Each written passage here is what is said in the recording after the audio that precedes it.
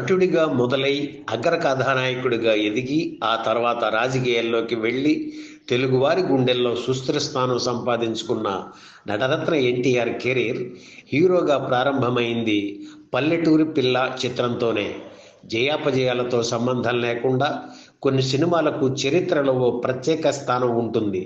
కథ, కథనాల పరంగానే కాకుండా ఆయా చిత్రాలకు సంబంధించిన ఇతర విశేషాల తాలూకు ఘనతే దీనికి కారణం. కాలం గడిచిన కొద్దీ ఆ విశేషాల వల్ల అలాంటి సినిమాలు మైలురాళ్లుగా చరిత్రలో నిలిచిపోతాయి.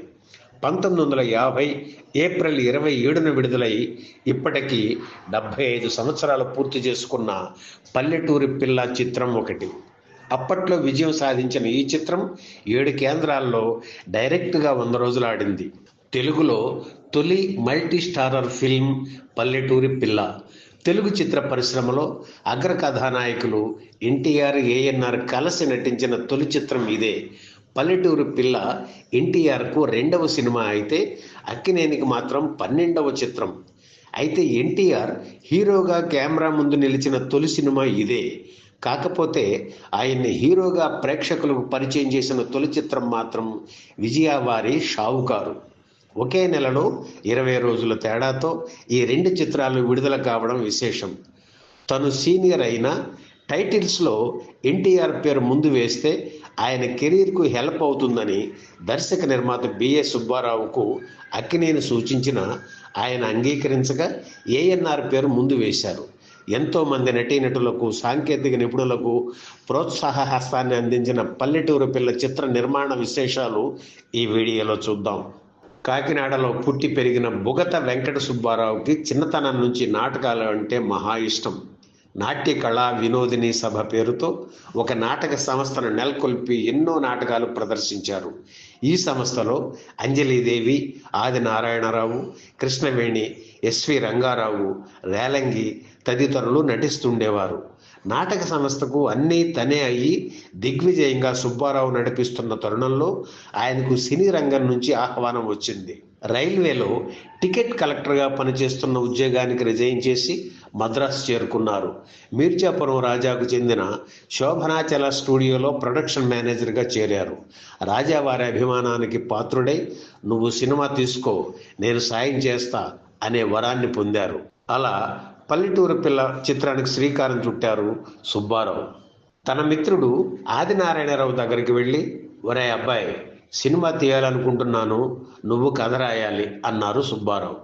షెల్డన్ రాసిన పిజారో ఆంగ్ల నాటకం ఆయనకి ఇచ్చి దీన్ని తెలుగులోకి అనువదించి మార్పులు చేసి కథ తయారు చెయ్యి అని చెప్పారు. ఆదినారాయణరావు కథ తయారు చేసి రచయిత తాపి ధర్మారావు నాయుడుకు చూపించారు. ఆయన చదివి, బాగుంది బాబు, చిన్న చిన్న మార్పులు చేయాలి, నేను చేస్తాను అన్నారు. మాటలు కూడా ఆయనే రాశారు. ఆదినారాయణరావునే సంగీత దర్శకత్వం వహించమని సుబ్బారావు కోరారు. ఇదంతా చూసి పరిశ్రమలో అంతా ఆశ్చర్యపోయారు. నిర్మాత, దర్శకుడు కొత్తవాడు, సంగీత దర్శకుడు కొత్త, హీరో రామారావుకి 2వ సినిమా, మరో హీరో రఘురామయ్య. అప్పటికి అక్కినేని ఆ ప్రాజెక్టులోకి రాలేదు. సినిమాల్లో డ్యాన్సులు చేసే అంజలీదేవి హీరోయిన్, ఎంత ధైర్యం అని అందరూ ముక్కును వేలేసుకున్నారు. ఈ సినిమాకి ఫైనాన్షియర్ పూర్ణ మంగరాజు. కొత్త వాళ్ళని ఎంకరేజ్ చేయడంలో ఆయన ఎప్పుడూ ముందుంటారు. ఆర్టిస్టులు, ఇతరులు సినిమా పూర్తయ్యే వరకు డబ్బు తీసుకోమని రాసిస్తే ఫైనాన్స్ చేస్తానని మంగరాజు చెప్పారు. మీర్జాపురం రాజా కూడా తన స్టూడియో రెంటు చివర్లో తీసుకుంటామని చెప్పారు. అందరూ అంగీకరించడంతో పల్లెటూరు పిల్ల చిత్రం షూటింగ్ మొదలైంది. ఈ సినిమాలో జయంత్ పాత్రను ఎన్టీఆర్ పోషించారు. వసంత్ పాత్రకు రఘురామయ్యను ఎంపిక చేశారు. విలన్ కంపన దొర పాత్రకు ఎస్వి రంగారావుని అనుకుని ఆయనకు కబురు చేశారు సుబ్బారావు. అయితే ఆయన మద్రాసు చేరుకోవడం లేట్ కావడంతో ఏవి సుబ్బారావుతో ఆ పాత్ర వేయించారు. రంగారావు వచ్చిన తర్వాత కంపన దగ్గర ఉండే వృద్ధుడి పాత్ర ఆయనతో చేయించారు. రఘురామయ్య, అంజలీదేవిలపై కొన్ని సన్నివేశాలు చిత్రీకరించారు. ఈ సినిమాలో కొన్ని పోరాట సన్నివేశాలు ఉన్నాయి.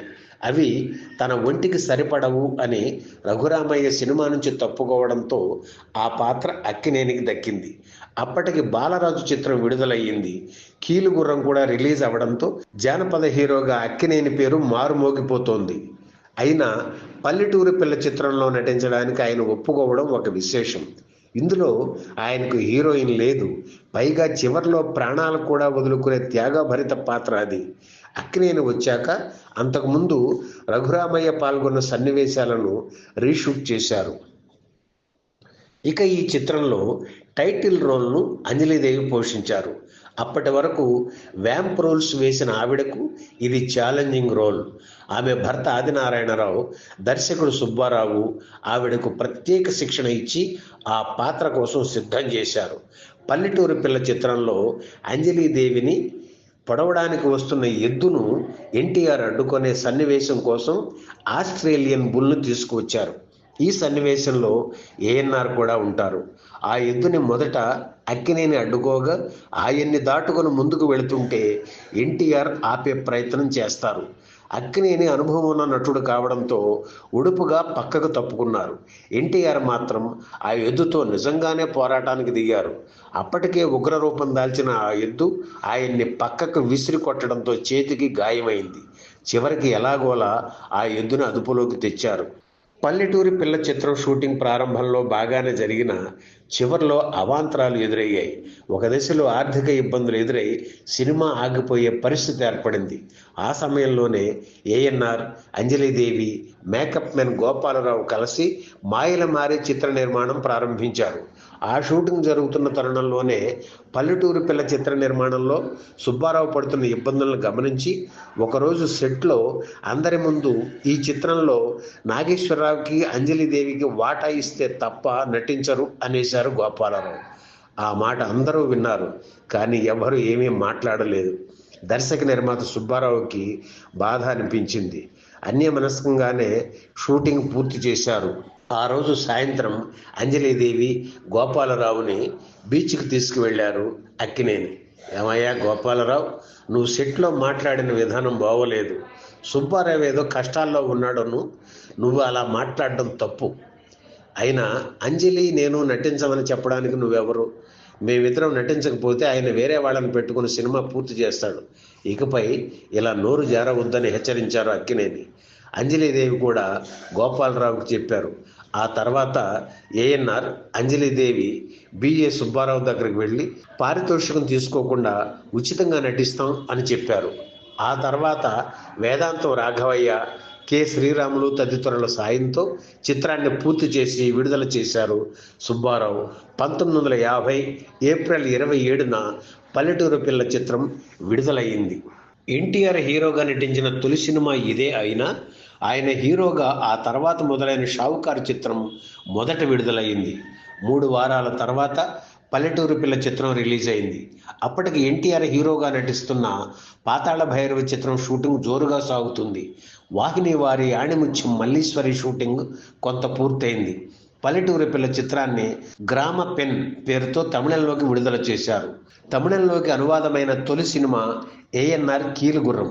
రెండవ చిత్రం ఎన్టీఆర్ పల్లెటూరి పిల్ల.